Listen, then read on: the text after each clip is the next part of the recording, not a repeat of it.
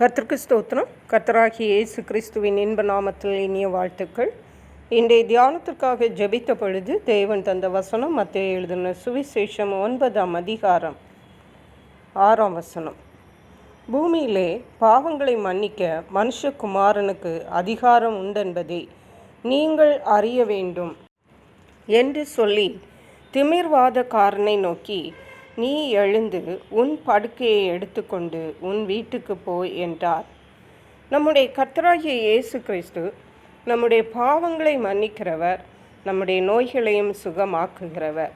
இயேசு கிறிஸ்து மனித ரூபமாக இந்த உலகத்தில் இருந்த நாட்களில் ஒரு நாள் அவரிடத்தில் ஒரு திமிர்வாதக்காரனை கொண்டு வந்தார்கள்.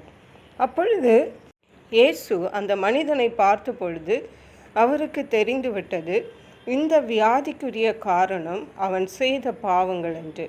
ஆகவே முதலாவதாக இயேசு கிறிஸ்து சொன்னார், அந்த திமிர்வாதக்காரனை நோக்கி, மகனே திடன்கொள், உன் பாவங்கள் உனக்கு மன்னிக்கப்பட்டது என்றார். ஹல்லேலூயா. முதலாவதாக நம்முடைய வியாதி சுகம் ஆக வேண்டுமென்றால் அதற்கு சுகம் அடைவதற்கு முன்பாக நம்முடைய பாவங்கள் மன்னிக்கப்பட்டிருக்க வேண்டும்.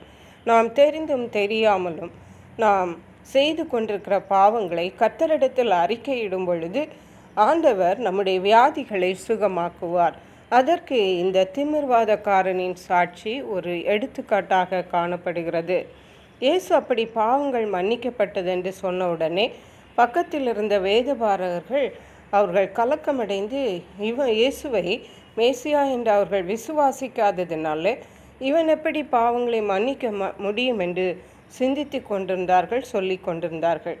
அப்பொழுது இயேசு அவர்களை நோக்கி, பூமியிலே பாவங்களை மன்னிக்க மனுஷகுமாரனுக்கு அதிகாரம் உண்டென்பதை நீங்கள் அறிய வேண்டும் என்று சொல்லி அந்த திமிர்வாதக்காரனை நோக்கி, நீ எழுந்து உன் படுக்கையை எடுத்துக்கொண்டு உன் வீட்டுக்கு போ என்றார். ஹல்லேலூயா.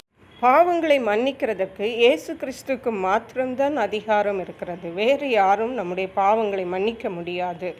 அப்படி நம்முடைய பாவங்களை நாம் இயேசு கிறிஸ்துவிடத்தில் நாம் வாயினால் சொல்லி அறிக்கை செய்து அதை மன்னிப்பு பெற்றுக்கொண்டு அவருடைய இரத்தத்தினாலே நாம் கழுகப்பட்டு அந்த பாவங்களை நாம் விட்டு விடும் பொழுது நமக்கு தேவன் சுகத்தை தருகிற தேவனாயிருக்கிறார்.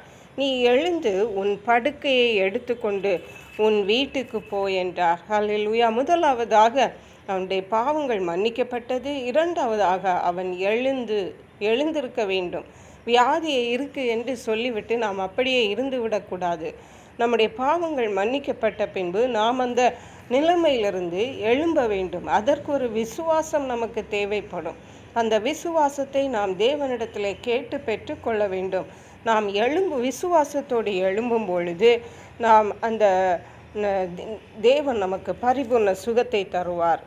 ஏசாயா தீர்க்கதரிசியின் புஸ்தகம் 52ஆம் அதிகாரம் 1 முதல் வசனங்களை வாசிக்கும் பொழுது, எழும்பு எழும்பு சீயோனே, உன் வல்லமையை தரித்துக்கொள். நாம் எழும்பும் பொழுதுதான் கர்த்தருடைய வல்லமை நான் தரித்து கொள்ள முடியும். அப்படி எழும்பும்போது உன் அலங்கார வஸ்திரங்களை உடுத்திக்கொள். பரிசுத்த நகரமாகிய எருசலேமே, விருத்த சேதனம் இல்லாதவனும் அசுத்தனும் இனி உன்னிடத்தில் கடந்து வருவதில்லை. தூசியை உதறிவிட்டு எழுந்திரு. நம்முடைய பாவங்களை, நம்முடைய அவிசுவாசங்களை, நம்முடைய பலகீனங்களை நாம் உதறிவிட்டு நாம் எழும்ப வேண்டும். ஹல்லேலூயா.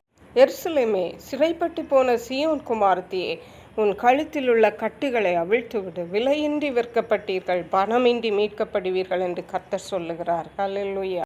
நம்முடைய கர்த்தராகிய இயேசு கிறிஸ்து நம்மை பாவங்களிலிருந்தும் வியாதிகளிலிருந்தும் சாபங்களிலிருந்தும் மீட்டு வழி நடத்துகிற தேவன். பணமின்றி மீட்கப்படுவோம், அவருடைய இரத்தத்தினாலே மீட்கப்படுவோம். கர்த்தர் தாமே இந்த வார்த்தைகளை ஆசீர்வதிப்பாராக. ஜெபிப்போம்.